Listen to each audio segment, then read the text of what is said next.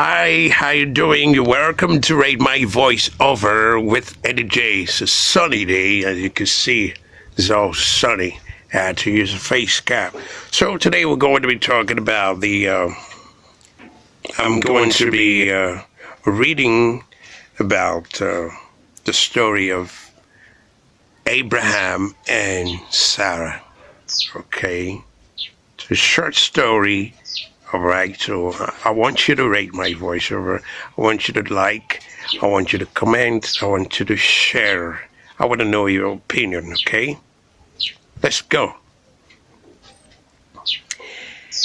Abraham loved Sarah very much, but Abraham and Sarah were sad because they had no children and Sarah was now growing older. But one night, God gave Abraham a new promise and said, Abraham, look up at the sky and see if you can count all the stars there are. I promise you that your family will also be too big to count, and your family will give the world something wonderful. Though it was hard to believe because Sarah was too old to have a baby, Abraham trusted God to keep his promise.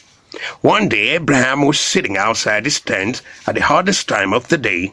He looked up and saw three men standing close by. Abraham was a generous person and loved to have guests for dinner. So he asked them, would you like something to eat? Sarah made them a very nice dinner.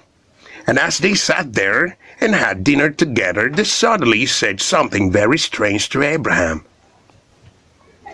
Next year, at this same time, you and your wife Sarah will have a son. Now Abraham knew this man came from God, and he believed that he heard. Now Abraham knew this man came from God, and he believed what he heard.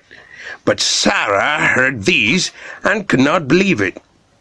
She laughed at herself and thought, how can it be possible for me to have a child at my age?